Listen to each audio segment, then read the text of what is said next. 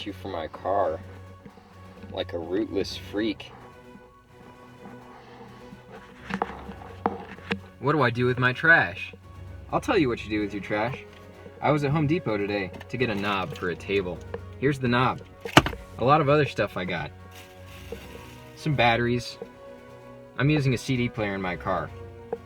I'm using a CD player in my car. Not the CD player in my car. A CD player attached to my auxiliary input in my car. Which obviously leads me to buying batteries. And batteries are one of those things people don't know what to do with their trash about. So here's what you do with your trash. You got plastics. You gotta know what to do with your plastics. You can't just be doing willy-nilly. See, we have a plastic and a paper together. We're gonna have to treat this, some people would just put this both in the same one. Me too. You're just gonna wanna put this in the same thing. It doesn't matter if it's recycling or not. It also doesn't matter if it's trash, because neither of these would get recycled if you were to separate them paper and plastic anyway. So I'm putting that directly into the bag. That's going in the bag. We've also got a Hershey bar. I had a Hershey bar. Got my Hershey bar at Home Depot, and plastic. Most of it went into me. So we don't have to worry about that. Wrong! You have to worry about that. Why? Because what people don't think about is the front end of a lot of products. On the front end, there's usually a guilt-riddeningly high amount of electricity, that means coal burning, into the atmosphere, and oil burning, probably for electricity as well, I don't know. There is a guilt-riddeningly high amount of electricity and oil used for every effing gram. And this has 3 grams of just protein. That's just the protein, and we all know chocolate bars are not chock full of protein, so there's a lot more grams where that came from for me to be guilty about. So I'm just gonna put this directly into the bag. I think that's where it's gonna have its greatest effect. Right into the bag, and we'll talk about what's happening with the bag later. Paper and foil. This is like receipt paper for animals. If you were to rub this on your face, nothing would happen to you because we're strong humans. But I don't know, maybe some critter not so lucky, okay? Batteries. The batteries themselves. Batteries are bad news, because batteries, they have acid inside of it. And acid is bad for the environment. I'm sure we can all count on our hands and toes and still not be done how many times we've been out in nature where batteries always end up. You know, somewhere in Texas or wherever the hell, out by the airport in reclaimed land, when we've been hiking there where it's supposed to be beautiful, but we find batteries that still haven't biodegraded, and they're burning and stinking and oozing with acid. The constitution of a battery is interesting too. It's metal. What's this on the outside? A very durable plastic, Duracell. They don't call it Duracell for nothing. This is a cell of power with a durable shell on the outside.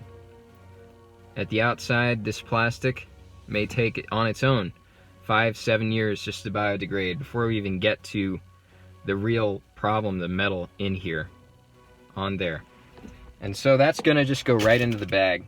And if you can imagine all this stuff in the bag, add the lifetime, receipt paper, crucial, add the lifetime of this bag to biodegrade, and then however many times you can fold it up, you're gonna have to add the lifetime of that bag before any of this stuff starts to biodegrade, before the earth can take care of any of it. Before the earth can take care of any of it. So it's crucial that you put it inside the bag. This is a real meatball. This is a honker. This is a real, this is a sizable influence upon the environment.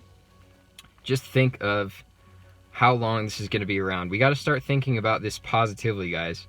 This is your legacy. You will not have kids. You will not have fame. You will not have riches to pass on to kids or a name people will remember. This is your legacy. And this is something we can all participate in. People will remember, maybe not us specifically. They may not remember me. They definitely won't remember you. But they may remember our impact through real honking meatballs like this that we're chucking into the ether. This gum, by the way, may go overlooked. You're thinking, what, it's some paper and some foil? Not at all. Each one of these morsels I chew up, and then I spit it out. If I spit it out in the right place, or rather, if I don't spit it out into the garbage can, then who knows what kind of an impact this can have.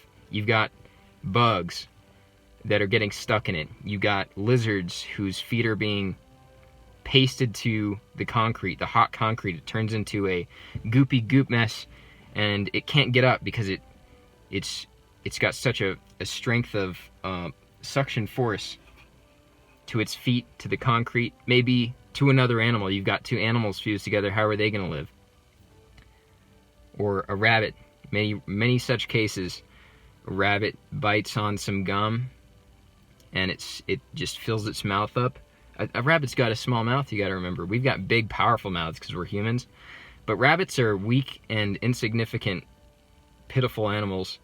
It's going to fill up that rabbit's mouth, and it's not going to be able to chew. It's going to be going like this, trying to get it out. I don't know what's going to happen. Maybe it chokes. Maybe it starves to death because it just can't get the gum out. Maybe it has a heart attack because it's panicking. This is the kind of impact that you should start thinking about when you're dealing with waste trash. You know, the modern age is a cold one, and legacy and future are distant ideas in the past.